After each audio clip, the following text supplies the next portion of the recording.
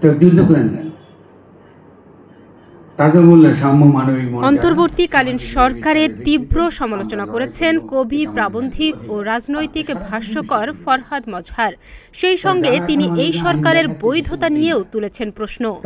এসব উকিলি করে তো লাভ হবে না।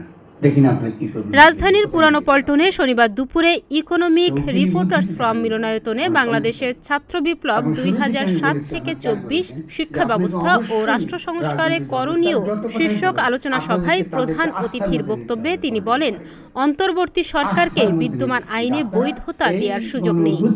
আপনারা অংশগ্রহণ করেছেন। অন্তর্বর্তী সরকারকে দুর্বল উল্লেখ করে তিনি বলেন, জনসাধারণের বিশ্বাস এবং সাপোর্টের কারণে এত দুর্বল সরকার এখনো টিকে আছে। মনে করে যে আমরা এই সরকারকে অ্যাবান্ডন করে দেব না, আমরা এটা করব না। গণ অভ্যুত্থানকে আমরা ছাড়ছি না। গণ অভ্যুত্থান সংরক্ষণ তাকে করা, এটা আমাদের ডেফিনেটলি আমাদের জীবনের সঙ্গে আমাদের লাশের উপর দিয়ে ঘটবে যদি অন্য কোনো পরিবর্তন ঘটে। কিন্তু তার মানে এই নয় যে আমরা যেটা ন্যায্য সমালোচনা এটা আমরা করব না। অবশ্যই আমরা করব। জনগণের পক্ষে আমাদের কথা বলতে হবে। পার্বত্য চট্টগ্রামকে বিচ্ছিন্ন করা সহজ মন্তব্য করে ফরহাদ মজহার বলেন, ভারত নানাভাবে ইঙ্গিত দিচ্ছে, এর মধ্যে বাইরের উস্কানি আছে। বাইরের উস্কানিতে আমরা আগুনের মধ্যে তেল দিচ্ছি। কিন্তু যেখানে বিএনপি ন্যায্য তরুণদের মাধ্যমে প্রকাশিত জনগণের প্রত্যাশা বর্তমান রাজনৈতিক দলগুলো মেটাতে না পারলে নতুন রাজনৈতিক দল প্রয়োজন বলে মনে করেন কবি, প্রাবন্ধিক ও রাজনৈতিক ভাষ্যকার ফরহাদ মজহার। তিনি বলেন, এই গণঅভ্যুত্থান একটি জায়গায় গিয়ে ঠেকে গিয়েছে। এটিকে পূর্ণ করার জন্য অবশ্যই তরুণদের একটা নতুন রাজনৈতিক দল গঠন করা প্রয়োজন হতে পারে। খুব সহজ ছিল, যেটা আমি প্রথম থেকে বলে এসেছি।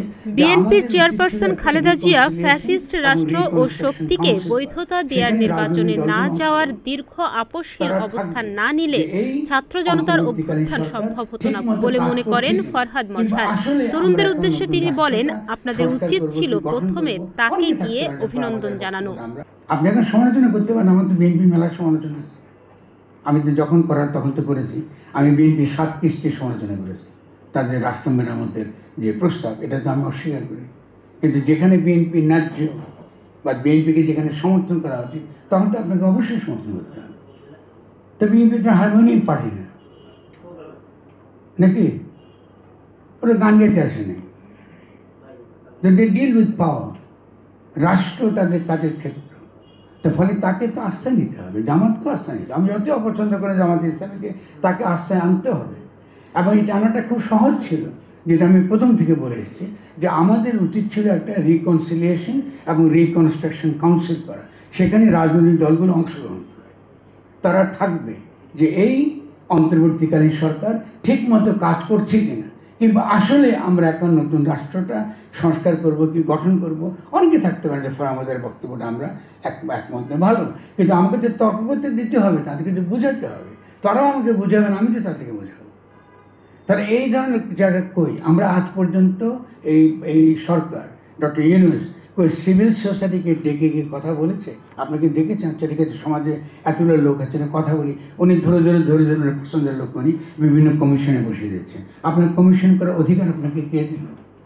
নো ভ্যাট অন এডুকেশনের মুখপাত্র ফারুক আহমেদের সভাপতিত্বে সভায় আরও বক্তব্য দেন বিএনপির ভাইস চেয়ারম্যান আসাদুজ্জামান রিপন, ঢাকা বিশ্ববিদ্যালয়ের অধ্যাপক রোবায়েত ফেরদৌস, জাতীয় নাগরিক কমিটির সদস্য সচিব আক্তার হোসেন সহ আরও অনেকে।